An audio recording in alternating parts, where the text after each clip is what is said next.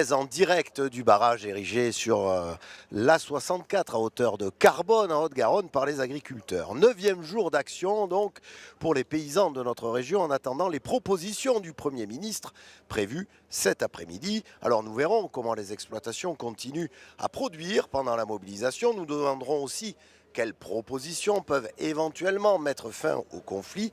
Et puis nous nous interrogerons plus largement sur la vie de nos agriculteurs aujourd'hui dans notre région. Mais tout d'abord, comme tous les jours, pour connaître les points de blocage sur l'ensemble de notre région et l'évolution de la situation, cette carte interactive et notre site internet occitanie.france3.fr sous les encouragements des camions évidemment qui passent ici et qui klaxonnent pour encourager les agriculteurs. On l'a dit, donc voilà, plus d'une semaine qu'ils sont mobilisés. On se souvient du premier jour d'action à Toulouse. Mais comment s'est mis en place ce mouvement désormais bien installé? Christophe Nédart nous l'explique. Des panneaux retournés dans le Tarn, des agriculteurs qui manifestent à Auch, Toulouse ou Tarbes. En ce mois de novembre 2023, c'est toute une profession qui est en ébullition. L'idée, c'est de montrer que ça va mal partout. C'est toutes les filières, toutes les structures, tout type d'installation. L'agriculture, de façon générale, connaît une grosse crise aujourd'hui et ça, il faut que l'État l'entende. Faute d'avoir été entendus, les paysans durcissent leur mouvement. Mi-janvier, 400 tracteurs et près de 2000 agriculteurs bloquent Toulouse. La réunion avec le préfet ne donne rien. Un éleveur haut-garonnais, Jérôme Bail, prend la parole et appelle au blocage. Alors à partir de jeudi, ceux qui ont des couilles le jeudi, d'accord? Ceux qui ont la fierté de faire ce métier, à partir de jeudi, on va bloquer l'autoroute. Et on va voir qui c'est qui a le mettre. L'appel est entendu. Jeudi 18 janvier, l'autoroute A64 est bloquée à hauteur de Carbone. Les agriculteurs entament le bras de fer avec le gouvernement. On ne lâchera pas tant que le Premier ministre ne viendra pas avec des mesures concrètes pour aider les agriculteurs de vivre de leur métier par rapport à l'irrigation. On ne va pas lâcher. Bloquer. Quitte à être délogé.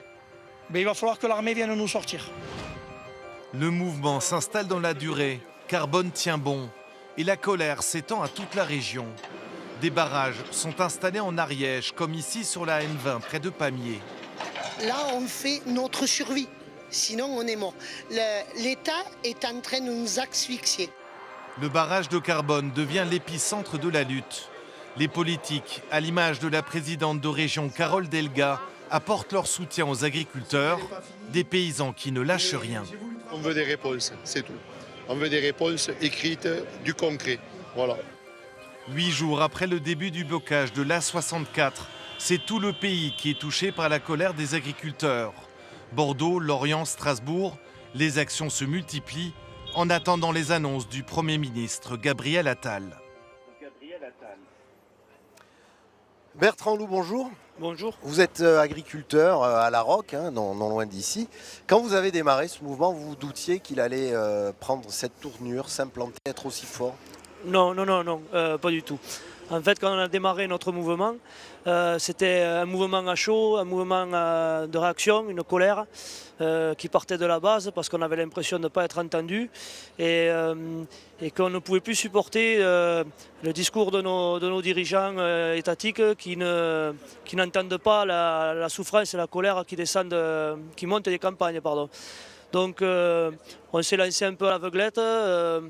Mais juste sur nos intentions et finalement après ça a pris et on a été surpris même. Alors vous l'avez dit à la base, c'est-à-dire on voit moins les syndicats par exemple que d'habitude. Les syndicats ils font un travail quand même qui est un travail de fond, on va dire, voilà, de structuration. Ce sont nos interlocuteurs privilégiés avec le gouvernement. On ne les sort pas du tout de la lutte. C'est surtout, alors l'origine c'est quand même un retour à la base, c'est-à-dire que ce sont les paysans, la base, sans étiquette, qui remontent leur colère. Avec énormément d'exemples, on a Patrick là, 62 ans, 45 ans de cotisation pour 862 € de retraite. Ça donne un exemple des gens mobilisés ici aujourd'hui. Alors on l'a dit, vous avez un leader, Jérôme Bail. Il est éleveur dans le Lauragais. Les épreuves de la vie et son métier, il connaît. On regarde son portrait. Depuis une semaine, les médias français et européens ne le lâchent plus. Sur le blocage de l'autoroute A64, cet ancien rugbyman a transformé l'essai. C'est lui, Jérôme Bail, qui a lancé le mouvement ici et depuis, il reçoit des messages de toute la France. Ouais, mais des gens que je ne connais pas, de partout, de toute la France. Et qu'est-ce qu'ils vous disent? Bravo. Bravo, tout simplement. Tout a commencé par cette prise de parole à l'issue d'une manifestation à Toulouse le 16 janvier dernier. Ceux qui ont la fierté de faire ce métier, à partir de jeudi, on va bloquer l'autoroute. Et on va voir qui c'est là, le match. Ça a galvanisé tout le monde et c'est ce qu'ils avaient besoin d'entendre. Et il y en a un, je ne dirai pas son nom, il a dit « si tu ne le fais pas pour nous, fais-le pour ton père ». Son père, le voici, Alain Bail. Écrasé par les dettes après une crise dans la filière bovine, il se suicide il y a seulement 8 ans. Une absence qui a renforcé sa détermination. Il a mis fin à ses jours au milieu de l'exploitation et tous les jours quand je rentre sur l'exploitation, je le revois allongé parce que c'est moi qui l'ai trouvé. Et voilà, et peut-être que si je mène ce combat aujourd'hui, c'est un peu pour lui et pour toutes les autres familles qui ont connu ce drame-là. Sur son exploitation, il a contracté 40 000 € de dettes. Il dit lui-même qu'il n'a plus rien à perdre, sauf sa fierté de paysan. Vous vous sentez rejeté, c'est Mais ça? bien sûr. Et plus que rejeté, c'est qu'on ne se sent plus écouté. Moi, je n'ai pas besoin d'un mec qui est né à Paris, dans le 15e, et qui est le premier à ne pas avoir 1 cm² d'herbe. Je n'ai pas besoin de lui pour savoir ce que je dois faire sur mes terres à moi. Il s'est lancé dans cette bataille avec ses amis agriculteurs eux aussi, sans l'appui des syndicats. On n'aurait jamais cru que ça ferait ça, on n'a pas réfléchi. Pourtant, tout a été bien organisé. Une semaine plus tard, on ne compte plus les blocages. Pour Jérôme Bail, le match n'est pas fini. On va revenir, Bertrand Loup, dans quelques instants sur vos revendications. Évidemment, des normes trop contraignantes, dites-vous, le prix du carburant agricole aussi qu'il faudrait baisser. Et puis la question, évidemment, fondamentale de l'eau et de la possibilité de créer des réserves en eau. Alors, comment la question est-elle abordée dans les Hautes-Pyrénées? Régis Cotias, Emmanuel Fillon. Que ça se passe bien. Pas d'improvisation ni débordement. Laurent Cobet donne les consignes avant de s'engager en tracteur sur l'autoroute. Il délaisse ainsi sa ferme pour porter les revendications des agriculteurs et une demande émerge. Donc aujourd'hui, ce qu'il faudrait faire, à mon goût, et j'aimerais qu'on crée des réserves d'eau. Voilà. Il y a 40-50 ans, nos anciens, ils ont créé des réserves d'eau et c'est grâce à eux aujourd'hui qu'on peut arroser nos cultures. Pendant les manifs, la vie continue. Quand Laurent est sur les ronds-points, Philippe, son frère, nourrit les bêtes, 150 blondes d'Aquitaine, des vaches abreuvées avec de l'eau de pluie stockée dans 2 vastes citernes. L'année 2022, où on a eu une période sèche qui a perduré, on a 4 mois et demi à peu près d'autonomie après la dernière pluie, un petit peu. Voilà. Donc cette année-là, on s'est servi pendant 1 mois et demi de l'eau du réseau, en attendant les pluies suivantes. Les vaches se nourrissent du maïs cultivé sur la ferme avec 80 hectares irrigués. Les enrouleurs dorment en hiver et sont à l'arrêt parfois même en plein été à cause de restrictions d'irrigation. On ne peut pas se permettre dès le mois de mai de dire « mince, comment je vais faire pour alimenter mes animaux jusqu'au mois de mai l'année prochaine ?» quand il y a une sécheresse qui arrive et qu'on a fini tous nos stocks fourragers destinés à l'hiver, qu'on les a finis au mois d'octobre. Le changement climatique renforce cette incertitude. Modification déjà visible. Pour l'anecdote, un barbecue en plein hiver. Plus sérieusement, une récente étude de part et d'autre des Pyrénées anticipe une baisse des débits dans les cours d'eau. L'effet du changement climatique, c'est diminution de la pluie, ça fait diminuer les débits. Augmentation de la température aussi. Donc on a les 2 effets concomitants. C'est ce qui arrive, c'est que la disponibilité de l'eau dans les cours d'eau est moindre. La conclusion de tout ça, c'est qu'on aura moins d'eau dans les cours d'eau.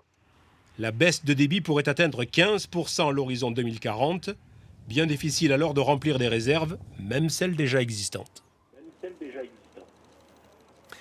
Alors on vient de parler de la problématique de l'eau qui est fondamentale pour l'ensemble des agriculteurs, mais on l'a vu, vos revendications sont multiples parce qu'il n'y a pas qu'une agriculture. Est-ce que ça ne va pas être difficile de satisfaire tout le monde? Satisfaire tout le monde, ça va être difficile, en effet. L'avantage de notre mouvement, c'est que c'est un mouvement qui était attaché, basé sur les problématiques territoriales, donc de Haute-Garonne. C'était notre colère propre. On n'avait pas anticipé que ça deviendrait un phénomène national. Donc en fait, c'est là où les syndicats sont importants. Ils arrivent à catalyser toutes les différentes revendications de chaque territoire et les faire remonter au gouvernement. Après, nous, en l'occurrence, si on a nos revendications qui sont satisfaites, c'est sûr qu'on pourra mettre un terme au mouvement. Produire en quantité suffisante aujourd'hui, à un bon prix, tout en assurant la transition écologique, c'est possible ou pas ? Alors c'est possible à condition que la transition écologique soit logique. C'est-à-dire qu'à un moment donné, il faut que les prérogatives de pratiques culturelles et de rotation et de toutes les pratiques qu'on veut nous imposer, elles soient en raccord en fait avec une logique de travail qui soit un peu aussi en concertation avec les producteurs, parce que c'est encore nous qui savons bien faire pousser nos plantes et des fois les conseilleurs ne sont pas les pratiquants de l'agriculture. Alors, que pourrait répondre Gabriel Attal, qui va être donc d'ici quelques heures dans notre département, à vos revendications? On va voir avec ça avec vous, Laurent Dubois. Bonjour. Bonjour. Massif, c'est le qualificatif utilisé par le ministre de l'Agriculture. Hier après-midi, Marc Fesneau a réuni les députés de Lot-et-Garonne, des députés de la majorité en visioconférence. Il a parlé de mesures massives et fortes. Aucun détail. Gabriel Attal veut conserver l'exclusivité des annonces et quelques pistes se dessinent toutefois. Première, le GNR, le gazole non routier, avec un nouveau dispositif d'avance de trésorerie qui éviterait aux agriculteurs de devoir attendre des remboursements. Seconde piste concernant une revendication forte sur les blocages ici comme dans toute la France, ce sont les contraintes environnementales avec plus d'autonomie donnée aux préfets. Sur la venue du Premier ministre cet après-midi, on en sait plus ou pas, Laurent? Oui, alors une des revendications ici des agriculteurs sur ce point de blocage de l'A64, c'était une venue de Gabriel Attal sur site. Eh bien, il va se déplacer à 45 km d'ici, sur la petite commune de Montastruc de Saliès, vers 16h15, 16h30. Il sera accompagné de deux autres ministres, Christophe Béchu, en charge de l'écologie, et Marc Fesneau, ministre de l'Agriculture. Merci, Laurent. Bertrand Loup, quelle mesure forte pourrait marquer le coup? Alors, la mesure qui pourrait marquer le coup, c'est plutôt une mesure d'ensemble, c'est-à-dire que sur nos trois revendications, nous n'en lâcherons aucune. Parce que nous sommes dans un état d'urgence absolu, nous sommes, on peut dire, à l'agonie, et cela fait trop longtemps que nous faisons des remontées à l'État et que nous ne sommes pas entendus. Donc il doit respecter absolument l'ensemble de nos demandes. Et ce qui pourrait marquer le coup, en fait, c'est une vraie attitude de respect envers les gens qui nourrissent la nation et une vraie volonté de les rendre plus forts et quelque part de soulager aussi le pays en ayant une sécurité alimentaire avec toutes les bonnes pratiques que l'on peut employer. François Purseigle, bonjour. Bonjour. Vous êtes sociologue des mondes agricoles. Est-ce que, selon vous, le gouvernement a pris la mesure de ce malaise paysan aujourd'hui? Difficile de répondre à cette question avant l'annonce d'éventuelles mesures. Ce qui est sûr, c'est que le gouvernement sait pertinemment que les Français sont attachés quand même à la figure de l'agriculteur, même si ces Français aujourd'hui ne se retrouvent pas toujours dans les boutiques de producteurs ou ne sont pas forcément les consommateurs attendus par les agriculteurs. Et c'est quand même là aussi au cœur de la colère des paysans français. Mais on voit bien quand même que le gouvernement est préoccupé par la situation, je pense, d'une clientèle électorale. Il ne faut pas oublier quand même que 28% des agriculteurs ont apporté quand même leur voix à Emmanuel Macron, contrairement à ce qu'on peut penser. Donc là, il y a une inquiétude autour de ce qu'ils représentent en termes de clientèle électorale aussi. Mais eux ne se pensent pas uniquement aussi en termes de clientèle, mais ils se pensent en termes d'une profession qui est éclatée aussi sur l'échelle des revenus, qui voit que les efforts qui ont été faits, notamment en Occitanie, parce que l'une des particularités de cette région, je pense que monsieur ne me contredira pas, c'est que finalement on a des agriculteurs qui ont voulu changer même parfois de modèle, qui ont créé des boutiques de producteurs, qui ont vu leur chiffre d'affaires chuter de 20 à 30% si on prend le cas des boutiques dans la région toulousaine. Comment l'expliquer ça, que le bio aussi finalement, certains reviennent en conventionnel? Parce que tout simplement ça ne paye pas, parce que vous avez du lait aujourd'hui en bio. Alors quand vous avez passé 4 à 5 ans à vous convertir, il faut quand même imaginer ce que ça représente en termes d'investissement, de changement technique avec des verrous technologiques. écologique parfois. Mais certains, ils sont parvenus, donc on voit que c'est faisable. Mais au bout du bout, le prix n'est pas là. Et on voit bien que les industriels mettent sur le marché aussi des produits sous différentes gammes. Donc il y a quand même une crise de confiance à l'endroit peut-être du politique, mais pas que, des consommateurs qui ne jouent pas forcément le jeu, et puis des citoyens et des voisins aussi qui n'acceptent pas que les agriculteurs puissent porter des projets d'extension de poulaillers, de mutualisation, alors qu'ils sont de moins en moins nombreux. Il faudra faire les choses autrement. Donc on n'accepte pas dans les espaces ruraux non plus qu'on accepte d'autres que les agriculteurs. Donc là aussi, c'est un problème. La crise de confiance, elle n'est pas uniquement à l'endroit du politique, elle est à l'endroit des citoyens et des ruraux. Et alors là-dessus, évidemment, vous l'avez abordé au début de notre interview, les agriculteurs restent populaires. Plus de 9 Français sur 10 soutiendraient le mouvement. Mais alors qu'en est-il ici, après une semaine de galère pour aller bosser pour certains? Christophe Romain, Olivier Denoun sont allés leur poser la question. Une autoroute bloquée dans les deux sens. 9 jours après le début de leur barrage, les agriculteurs haut-garonnais occupent toujours un tronçon de la 64. Conséquence, quelques embouteillages, mais des automobilistes malgré tout solidaires. Je pense que c'est une bonne manière de montrer qu'ils sont là, il ne faut pas les oublier. Face à l'incompréhension, il faut bien qu'à un moment donné, ils fassent valoir leurs revendications. Ils travaillent, 70-80 heures par semaine pour très peu rémunérés, donc c'est normal, il faut qu'ils s'en sortent, faut qu'ils gagnent davantage leur vie, c'est normal. Du côté des routiers, on dit aussi soutenir le mouvement. Si moi le patron il me dit on bloque, je bloque quoi. Voilà donc mais je suis de tout cœur avec les agriculteurs. À quelques kilomètres au centre de Toulouse, même son de cloche chez des citadins pourtant plus éloignés du monde agricole. Ils ont raison de manifester parce que tout le monde a le droit de vivre quand on travaille et ça devrait être pour les agriculteurs comme pour des ouvriers d'ailleurs. Je pense qu'il faudrait quand même qu'on ait même un revenu minimum pour les agriculteurs en vrai par exemple, pourquoi pas. Et regarder si la politique européenne les met pas plutôt sous l'eau que ne les aide. Certains s'interrogent sur les propositions attendues du gouvernement. Il y aura bien sûr des mesurettes, sans doute, des petites choses qui vont concéder, mais est-ce que ça résout en profondeur la crise agricole? Je ne crois pas. C'est au niveau européen qu'il faut prendre des décisions. Mais les agriculteurs ont déjà prévenu, ils ne se contenteront pas de mesurettes et sont prêts à poursuivre leur action. Bertrand Loup, est-ce que, on l'a vu, pour l'instant le mouvement reste populaire. Si vous n'obtenez pas satisfaction, vous irez plus loin encore? Nous, on reste dans notre philosophie de non-dégradation des biens publics. On respecte quand même les infrastructures. On avait choisi cet emplacement justement pour ne pas trop impacter la population en leur faisant juste une déviation qui ne soit pas trop impactante pour eux. Et donc on restera dans cette filière-là. Si on n'a pas les réponses que l'on veut et l'intégralité des réponses, on continuera notre blocage pacifique et responsable. Et alors vous allez voir, vous avez des soutiens plutôt inattendus, puisque Monseigneur Mika, l'évêque de Tarbes et Lourdes également, est rentré dans le mouvement. On l'écoute. Leur propos, leur attente, leur désir rejoint à moi ce que la foi des chrétiens dit à propos de la dignité de l'homme, de son travail, de l'activité humaine, à propos de la gestion de la création, etc. Donc ça résonne très fortement dans ce domaine-là, pour me faire, en conviction profonde, estimer que leur demande n'est pas extraordinaire, si j'ose dire. Alors en quelques mots, vous me le disiez, François Pursec, c'est pas une nouveauté le soutien de l'Église pour les agriculteurs. Non, il ne faut pas oublier le poids, la place de la matrice chrétienne quand même dans ces mondes agricoles. Même si les agriculteurs sont moins observants aujourd'hui qu'hier, il demeure une population relativement observante, c'est-à-dire qui va plus souvent à la messe. Et puis la conférence des évêques de France se rend très souvent aussi au salon de l'agriculture, donc ça ne m'étonne pas. Ça ne m'étonne pas. Alors, on est ici, on l'a dit, sur ce point de mobilisation et tout le monde donne de son temps. Chacun, il y a beaucoup d'entraide ici, mais pendant ce temps-là, les exploitations, elles doivent continuer à tourner. Alors justement, Robin Doreau est allé chez un éleveur bovin du Comminges à Pointy-Sinard. On regarde comment ça fonctionne là-bas.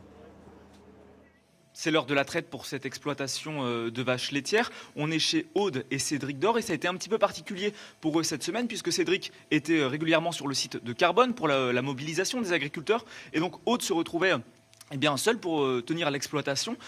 Aude, comment vous êtes organisé cette semaine? Alors ça a été un peu la course.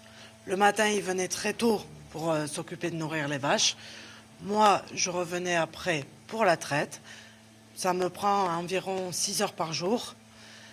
Donc c'est un peu la course, sachant qu'on a notre fille aussi à s'occuper. Mais bon, on y arrive. Il faut manifester pour avoir quelque chose quand même au final.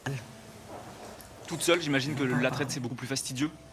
Ah oui, déjà à la base, c'est complexe, mais là, en plus, la course dans le temps fait que ça l'est encore plus. Je vous laisse continuer justement. Et donc, son mari, Cédric, on l'a bien compris, lui s'est rendu tous les jours, quotidiennement cette semaine, sur le site de Carbone pour la mobilisation. Cédric, même s'il y a l'exploitation à faire tourner, c'était important quand même d'aller vous mobiliser cette semaine. Ah ouais, c'est très important d'aller se mobiliser. On défend notre métier. Les agriculteurs modèlent le paysage français. Et s'il n'y a plus d'agriculteurs, la France aura une grande broussaille. Donc on est obligé de manifester pour se faire entendre, puisque jusqu'à maintenant, on a essayé de faire des trucs pacifistes. On ne s'est pas fait entendre. Voilà. Il y a aussi un transfert de génération qui va être important. Si demain on veut que le paysage de la France soit toujours modelé par les agriculteurs, il va falloir qu'il y ait le transfert de génération. S'il n'y a pas un bel avenir par ce transfert de génération, pour nos enfants ou les jeunes qui voudront s'installer hors cadre familial comme moi, eh bien, il n'y aura plus d'agriculture en France. Donc on doit défendre notre métier pour que ça perdure. Merci beaucoup Cédric. Et je rappelle que vous vous rendrez tout à l'heure sur le site de Carbone, la mobilisation, pour écouter les annonces du Premier ministre Gabriel Attal. Merci à vous Robin Doro, à votre invité. Alors François Purseigle, on l'a abordé, mais l'enjeu, vous le dites aussi dans votre dernier ouvrage, une agriculture sans agriculteurs, c'est le renouvellement des agriculteurs qui est en jeu. Tout à fait, parce que le président de la République parle de réarmement productif, mais on a des agriculteurs qui se pensent désarmés, et désarmés humainement. Il faut savoir quand même que d'ici 2030, c'est pas moins de 200 000 chefs d'exploitation qui auront l'âge de partir à la retraite. Donc il y a un défi majeur qui est celui de la démographie à relever pour ce pays. C'est vrai en France, mais c'est vrai également en Europe. On a une crise du renouvellement des générations. On a les agriculteurs finalement qui traversent plus difficilement les crises économiques, sanitaires et environnementales, tout simplement parce qu'ils ne savent pas si leurs gamins vont pouvoir reprendre, et l'installation dans ce pays ne va plus de soi.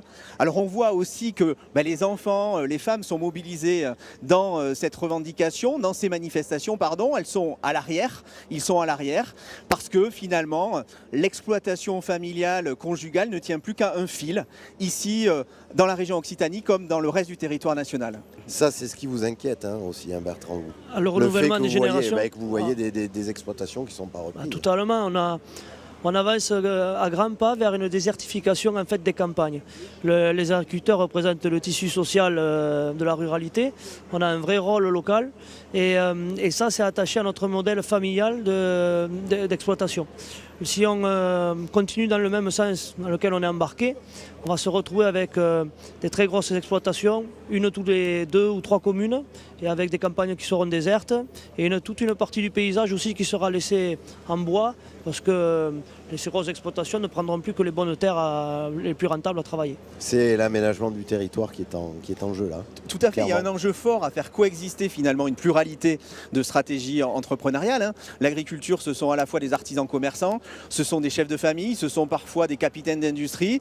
Et là, il faut trouver des solutions et il faut apporter des solutions à cette diversité, parce que cette diversité d'entreprises est en crise et se pose la question de l'accès aux facteurs de production. C'est ça aussi le dénominateur commun.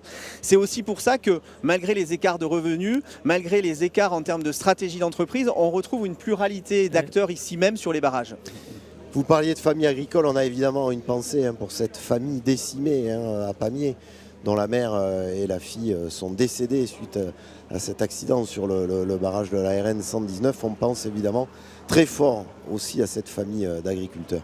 Merci à vous d'avoir été avec nous, de nous avoir éclairé évidemment sur les enjeux. Voilà ce qu'on pouvait dire à la mi-journée sur le mouvement qui s'étend désormais à tout le pays et qui a démarré ici en Occitanie.